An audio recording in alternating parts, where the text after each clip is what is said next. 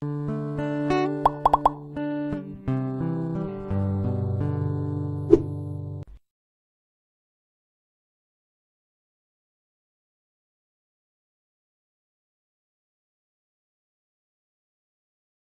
Swedish journalist Kim Wall boarded a homemade submarine on an island just off Copenhagen to interview its creator, she didn't know quite what to expect.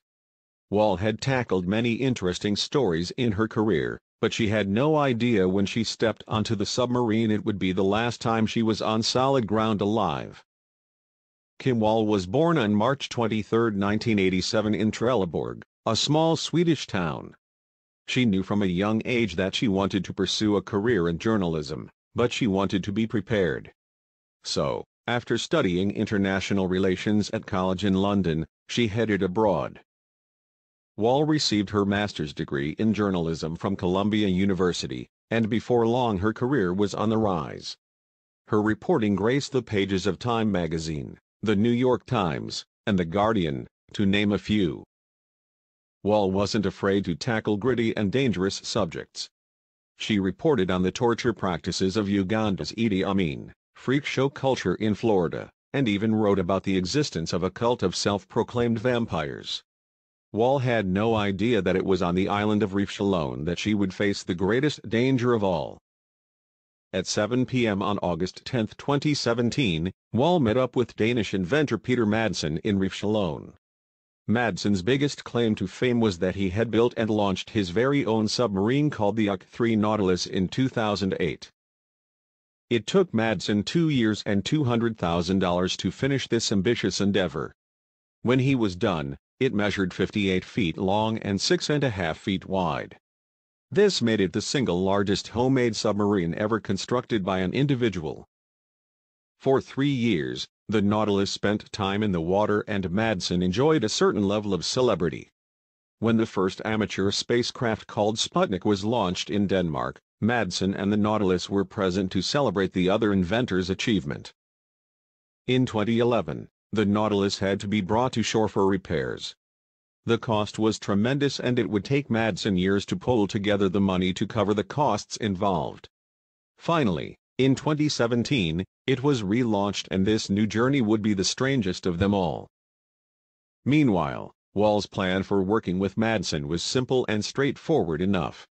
She was going to ride on the submarine and interview Madsen himself and then send on that finished product to Wired magazine.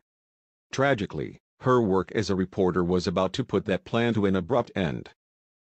The day after Madsen was supposed to meet with Wall, he was expected to pick up crew members on Bornholm, an island off Denmark's coast. That didn't happen, however.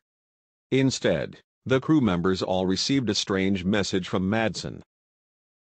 The crew received word from Madsen that the trip to Bornholm was off. Things only got stranger when the Nautilus, due to arrive in the harbor of Reefs alone that night, never arrived. Concerned, Wall's partner contacted the authorities when he didn't hear from her. It didn't take long before the authorities jumped into action. They sent out vessels looking for the Nautilus and eventually spotted it 30 miles south of Copenhagen. They communicated with Madsen by radio, and while he said he was heading back towards the harbor, something was off. Suddenly, the Nautilus began to sink. Madsen threw himself off of the boat, and when he was rescued, he claimed that the submarine had suffered a critical failure to its ballast tank. While crews were able to grab Madsen, there was still one person missing, Kim Wall. According to Madsen, he had left Wall back at the harbor after their appointment the previous day. Authorities weren't buying it and they detained Madsen for questioning, after which they arrested him on suspicion of negligent manslaughter.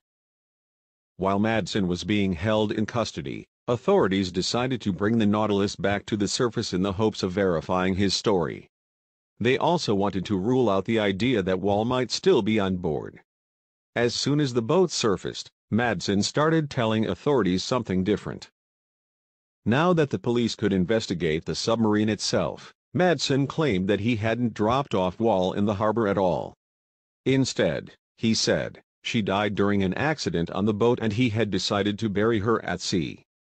However, a shocking new development would make Madsen look even more suspicious. A bicyclist who had been riding near Copenhagen beach discovered a dead body. Upon stepping off his bike and taking a closer look, the cyclist found that the body was missing its head, legs, and arms. A couple of days later, the police were able to confirm that the limbs and head had been deliberately removed. Then came the news that everyone expected, but still dreaded: the body belonged to Kim Wall, and someone had gone a long way to make sure it was never found. There seems to be damage to the torso, investigator Jens Mahler told Danish news station Dr. Forsiden, which is an attempt to ensure that air and gases should escape, so the body will not drift to the surface. The evidence continued to pile up against Madsen, but he refused to change his story. As far as he was concerned, she had suffered a fatal head injury when a metal panel struck her in the head, and in his panic he disposed of her body. He still denied having had anything to do with the mutilation of her body. Madsen is currently being detained on suspicion of homicide. While the world waits to hear what the judge in this case will decide, Kim Wall's family has laid their daughter's body to rest. They plan on starting a memorial fund to help support other bright, young, ambitious women like her in the hopes of keeping her memory alive. While the truth behind what really happened on this submarine might never be revealed, the important thing to remember here is just how special Kim Wall was. The world lost a great mind and a great spirit far too soon. Here's hoping she gets the justice she deserves.